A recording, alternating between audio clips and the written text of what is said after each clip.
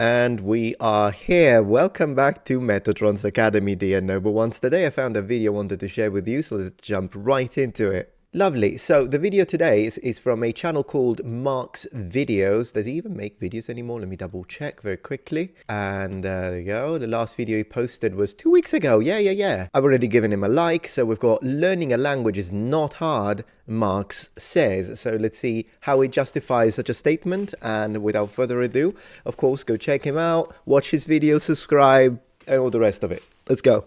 Imagine you're learning a language. Yes, story of my life. Doesn't matter if it's English or any other language.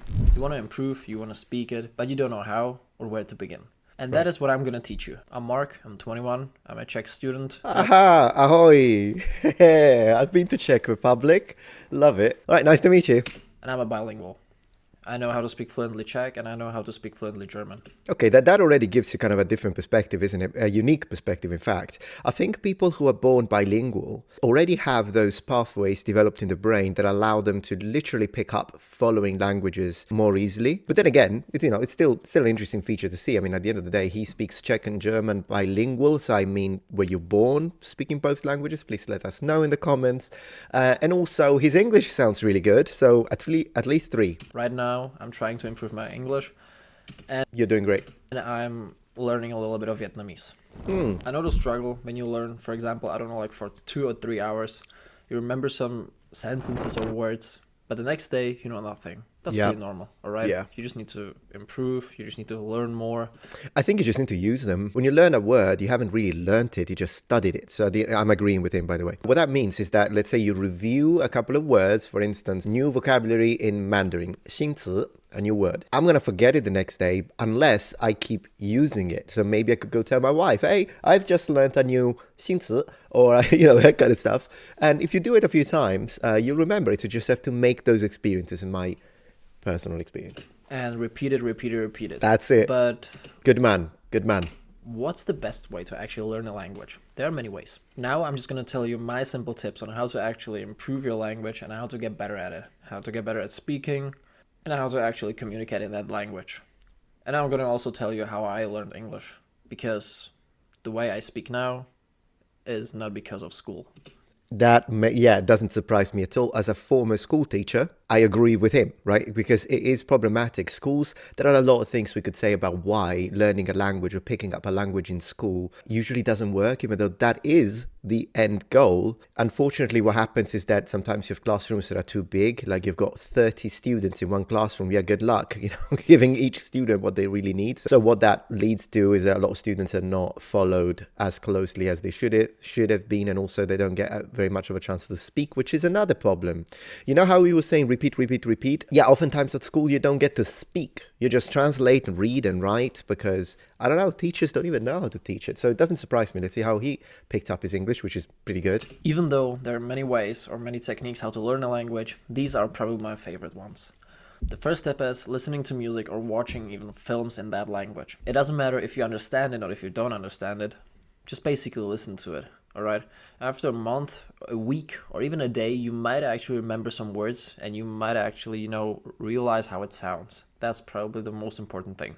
I agree with him, although I would give priority to films rather over music, because music oftentimes, there is the instrument aspect of it, which can be a little problematic if you're not used to the sounds of the language. And the other problem with music is that because there is a whole rhythm to it, there is a whole pace to it, it might not teach you something that you can objectively use in a conversation. It's still good to pick up at the occasional vocabulary, so I'm not disagreeing with him, but I would absolutely give priority to movies, because in movies at least there is a real conversation between 2 or more people, and so you could learn a set of sentences, for instance, that can help you out to improve or maybe find a way to express a thought or convey an idea that you didn't know how to before. You need to know how the language sounds. For example, me, when I learned English, the first thing that I did was listening to English music, for example, Eminem and that stuff, and watching some films in English. For example, oh my gosh, Eminem.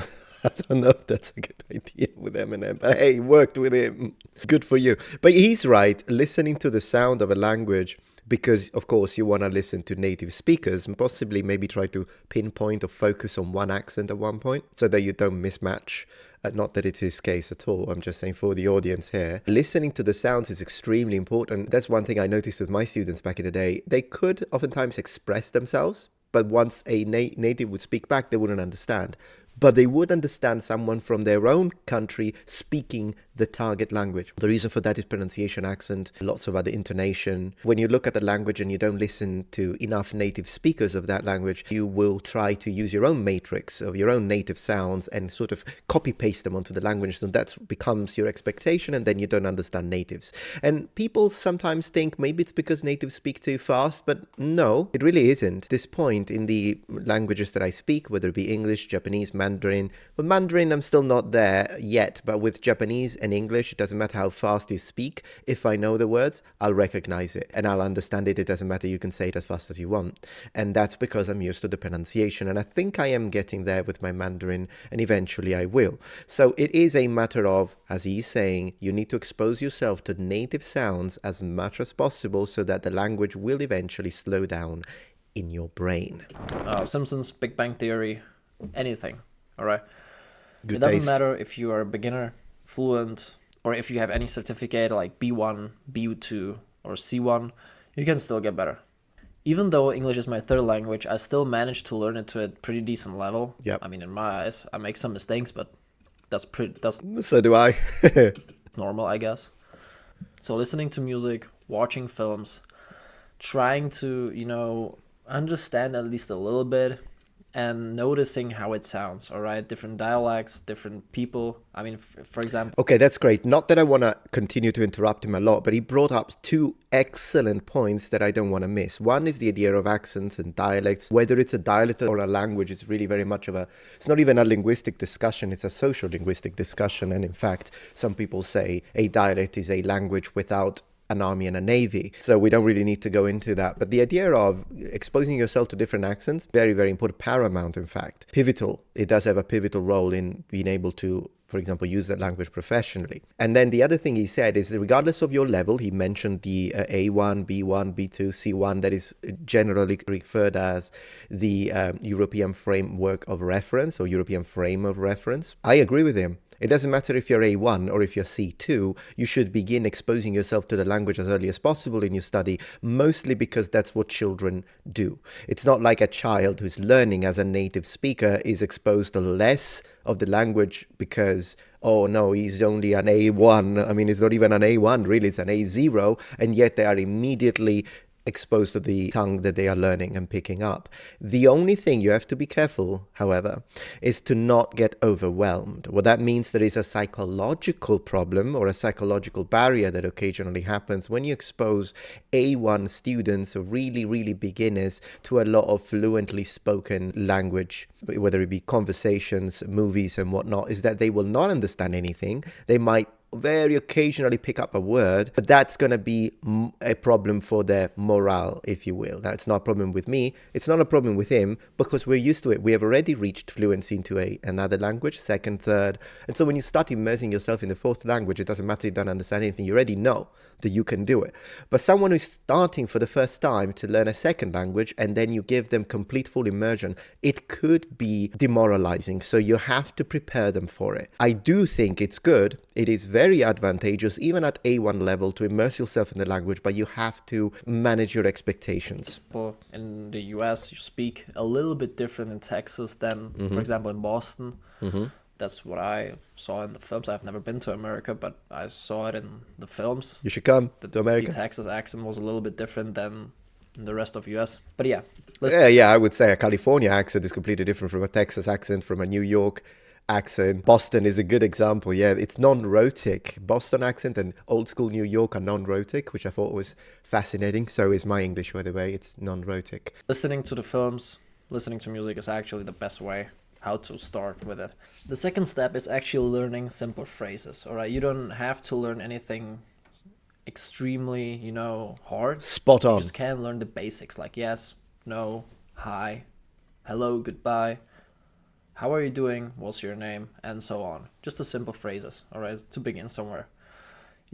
Right now you already know how the language sounds, so the second step is to actually learn the words, some simple words, all right, and talk You have to talk a lot, all right? It doesn't Once again, two excellent points. He's making a fantastic video, by the way. Really, really like it so far. As someone who has 10 years of experience in teaching languages, the one thing that I am absolutely in agreement with him here is the concept of try not to make your life too difficult, because it is good to start learning to think in the target language, because that way you will use easier vocabulary and easier sentence structures, because your syntax is going to be easier because you're thinking in the language. Whereas if you think in your own native tongue, perhaps you're educated, maybe you're a really smart person, and you will start building these sentences that in your language they feel natural, but in the target language it's going to be extremely complicated, because you're going to have a subjunctive and you're going to have hypothetical clause of the third type and stuff that you're not able to do. And so you will start making a lot of mistakes, and perhaps people won't even be able to understand you if you're picking up a language that is fundamentally different at a grammatical level. For instance, you start picking up Mandarin or Korean, but you speak a Romance language, for example. So yeah, keep it simple at first. Absolutely keep it simple. What was the other thing that he said? Talk, talk, talk. I agree. You have to speak the entire time. matter if you're talking to someone, you can also talk to yourself. It might sound a little bit weird, but imagine that we talk to ourselves every day in our native language, or we also have thoughts, all right? Just remember the last time you talked to yourself, all right? You were thinking about something and then you realized, oh, I'm talking to myself. Yeah. You maybe even realized it right now that you're talking to yourself, or that you talked to yourself like an hour or a day ago. It's normal. Everybody talks. I just realized we have the same microphone. Yeah, I do that a lot. That's how I keep my Japanese up, so I don't get rusty. That's how I practice my Mandarin. And occasionally French. I talk to myself, and in our day and age, you can even use AI tools like Chat GPT. You can ask it to switch language. I do it occasionally. So if you don't want to talk to yourself, although then again, there is nothing wrong. Even when he says it might feel weird, but if you're by yourself, who cares what other people think? And then after a couple of months, you start speaking fluently while they don't. So yeah, who cares? They think it's weird. It's not. Talks to themselves. Try to talk to yourself in that language, and you might actually see that you will improve, all right? For example, I'm talking to myself right now in Vietnamese. I'm not gonna say right now anything because it's bad right now, but I'm still learning. But the way that you talk to yourself is actually gonna help you to learn it, all right? The more you do it, the better you will get. Yeah, the only problem with talking to yourself is that if you don't have a native or someone who's proficient, you could end up speaking incorrectly and then memorize it because you make it into a habit. So I do agree with talking to yourself. I'm only saying perhaps when it comes to the sentences that you repeat constantly, double check them with a native, perhaps a friend, or maybe just pick up sentences that were built by a native before. So whether it be a YouTube video, a tutorial, a movie, you see someone using a sentence, you know it's correct, repeat that one rather than trying to come up with your own. You can do it, but I would make sure that you double check them, particularly if you're a beginner. If you're intermediate level, usually you're already capable to kind of get a feel for a sentence, whether it's correct or wrong. But if you're a beginner, that would be the only thing I would say. Be careful not to memorize something, and then it's going to be difficult to correct in the long run. All right. It's the same like going to the gym. The more or the often you go to the gym, the more times you visit the gym, the more you lift, the more you run, the better you get. It's the same. The more you speak, the more you try to speak, and the more you learn, the better you will get. It's that simple. The next tip I will give you is to download a Duolingo app or any other app where you can learn a language. It doesn't have to be, a paid app. It just has to be an app where you can actually look at the progress you have done if you don't have a notebook or any calendar where you can notice it. And Duolingo will actually send you sometimes a bunch of notifications that you have to come back, all right? It's pretty annoying sometimes, but it helps me a lot learning Vietnamese right now. So, hey, if Duolingo works for you, I'd say go for it. I just wouldn't put too many hours in it. I think Duolingo can be good as a supplementary tool, but it cannot be all you do. Because if it's all you do, you can literally do a decade of Duolingo and not be able to speak the language at all. So Duolingo is not a complete waste of time. I think I did make a video at one point on this channel. I don't think Duolingo is bad per se, but I would limit your expectations. It's good for a little vocabulary. It's good for a little bit of practice. If you say it out loud, if you don't, It's kind of pointless at that point. Do it, absolutely, if it works for you. But honestly, I feel that watching YouTube videos and perhaps even speak back might even be better than Duolingo. But if you enjoy Duolingo, absolutely do you. There is nothing wrong with it. For example, downloading Duolingo might be actually a good choice.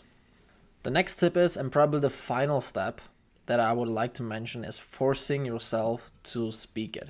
Not to yourself, but to someone else. Yeah. Don't try only to speak to yourself. Try to find someone who actually speaks that language. It doesn't matter if it's a tutor. He's If correct. it's, for example, even going on Omegle, or in my case, for example, going to someone who speaks Vietnamese, for example, to a Vietnamese person, and try to, like a shop. tell him that you're learning it and that you want to say something. All right? There's nothing wrong with it. Yeah. In 99.9%, the person won't react any, aggressive or something. Yeah. They will just say, most cases, which happened to me because I tried it already, the worst thing that will happen is that they will correct you, Yeah. or they will just say that you said something that doesn't make any sense. That's probably the worst thing that can happen, because I can imagine that you will say something totally different that you learned. So just learn something, try to tell it to yourself, speak to yourself, and then try to actually tell it to someone else. For example, in my case, Yeah, eventually you have to take that step, and I know it can feel scary, which is why I would do it. It kind of depends on your personality as well. Outward people tend to do that more easily, whereas inward people tend to struggle. And then there are people that are perfectionists, for instance. That's also something that oftentimes is overlooked when it comes to personality and how they connect to your language capabilities. Some people are so perfectionist that they will not open their mouths unless they know for a fact that everything they are saying is 100% grammatically correct or pronunciation is spot on. That's that's detrimental. So it is good to just try it. And there are ways to do this a bit more easily. I think probably the hardest one is to just speak to a complete stranger in a shop or a restaurant or in the middle of the street, because there are also cultural connotations depending on what culture you choose. It might be a welcome thing, or it might not be if they're very reserved, and also the person if they're busy. Perhaps a good idea would be, if that feels a little daunting for you at this moment. I've done it a lot of times. Like, I do it, but I'm a very outward person when it comes to language skills.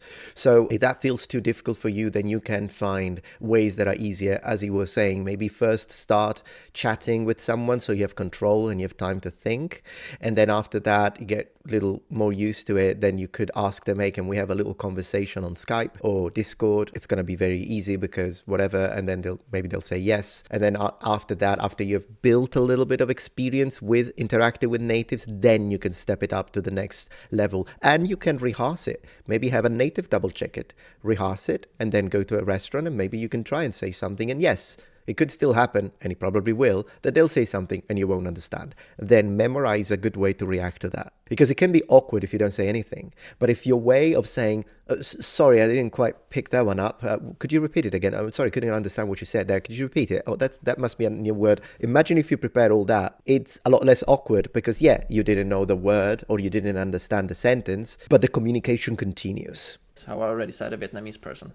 If you're learning, for example, English, which is learned probably in every school around the world right now, Yeah. you can come to your teacher and ask him, hi, can I tell you a sentence, or can I actually, present you something, because I learned a way how to say a word, and I just want to, know your feedback, and I want to know how you would pronounce it differently. As a former school teacher, teachers would love it, because often it does happen that students sometimes don't want to be there, and they just don't care, and kind of makes the students and the teacher's life more difficult. But when a student is like that, they're like, hey, teacher, can I just try a little conversation? Yeah, have a seat, let's talk in the target language, the whatever receiving language you're trying to learn. Teachers will love it. Or if you have any recommendations for it. Teachers also, in 99.9%, they won't react any negative, all right? Yeah. They'll listen to you, and you can tell them, all right? For example, you learn the phrase where you say, I like bananas. And you say, I like banana, all right? That's not bad. He will understand you because you learned it from YouTube or any other source. The worst thing that will happen is that he will correct you, or she. I don't know if you have a male teacher or a female teacher, Yeah. or anything else, but they will correct you and you will know a feedback. That's probably the worst thing that's going to happen. So speak it, don't be ashamed, and try to get better every day, all right? There is no end and there is no level where you can't get any better, even in your native language. Yeah. Just imagine there is always room for improvement. you open a dictionary And I can guarantee when you open a dictionary, you don't know all the words in the dictionary in your mother language or your main language. For example, if I open right now a dictionary in Czech, I can guarantee you there will be at least one or more. I think I know how to say ice cream. Wait. Zmrzlina. Zmrzlina. Is that right? Words that I have never seen. All right, that's normal. All right, in English, it happens more often than you might think. All right, because every day, even though I learn it every day, I'm trying to get better. Okay, so we're about halfway through, and as always, when I do React content, I like to not react to the entire video so that it gives an opportunity and a reason for my audience to go and finish it up, and of course, leave a comment, subscribe. This guy is really cool. So thank you very much. I appreciated the video. This was really fun, and I hope you noble ones also appreciated Mark's comments and ideas. I really think, as a teacher, again, I really think he did a really good job sort of underline those things that are very, very important when it comes to trying to pick up a language and doing it successfully. Anyways, thank you so much for watching, and I will see you next time. See you tomorrow.